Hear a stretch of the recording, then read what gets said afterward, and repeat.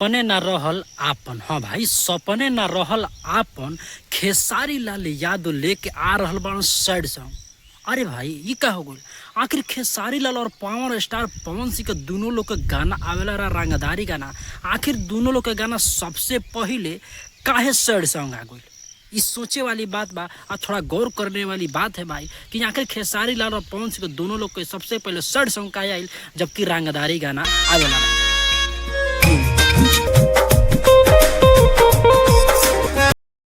सपने ना रहल अपन खेसारी लाल यादव लेके आ रहल गाना खेसारी मूवी से।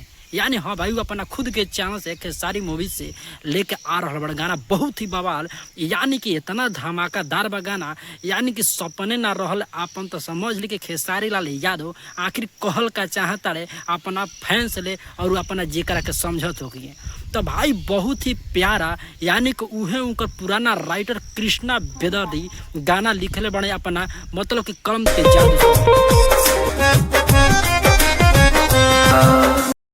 भाई। बहुत ही बवाल गाना आ रहा बा खेसारी लाल यादव के। तो आप लोग जरूर इस गाना को सुनिए। अगर बात किया जाए कि आखिर वीडियो में काम कौन किया है, तो भाई वीडियो में काम सपना चौहान कैले बाड़ी। अगर म्यूजिक के बात कल जाए तो मतलब कि कृष्णा बेदर्दी ही म्यूजिक कैले बाड़ी।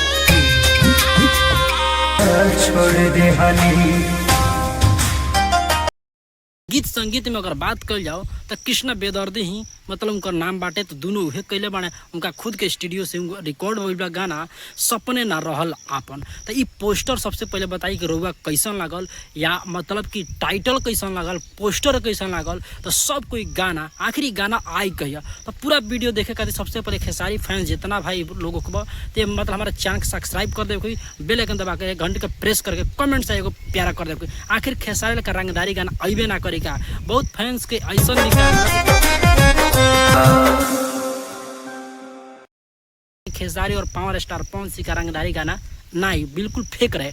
लेकिन ऐसा कोनो बात नहीं है भाई, मतलब कि रक्षाबंधन बाद ही शायद ये गाना आए, रंगदारी गाना कंगना शर्मा के साथ। इतना आप लोग समझे। लेकिन तब तक रउआ लोग को बोर होके के ना पड़ी। एक वजह से खेसारी लाल यादव और पावर स्टार पवन सिंह दोनों लोग अपन अपन गाना सैड सॉन्ग पहले दिलन के पहले सैड से मजा लीजिए, उसके बाद में धमाका से मजा लीजिएगा। तो समझ लीजिए इतना भाई कि हम आपको बता दिए कि गाना बहुत ही बवाल, बहुत ही बड़ा गाना सपना चौहान जो वीडियो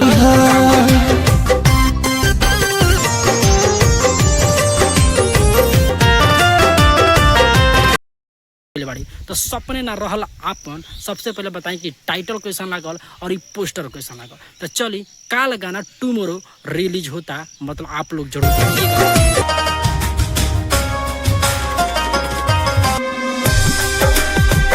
अगर टीजर के बात कर दिहल जा भाई, तो ये गाना के टीजर नहीं खेल, लेकिन काल 6 बजे मतलब जल्दीबाजी में गाना के रिलीज कर जाता। तो काल 6 बजे गाना आई खेसारी मूवी से। तो सबको ये गाना का प्यार और आशीर्वाद दे कोई वन डे, मतलब कितना रुआ प्यार आशीर्वाद दिल चाहते हैं खेसारी के फैंस, और कितना खेसारी के फैंस के जिगर बाटे। तो देखते ना ये वीडियो में यानी कितना कमेंट आवा था। तो चलिए नेक्स्ट वीडियो में अगला धमाका के साथ रुआ से हम मिलता नहीं।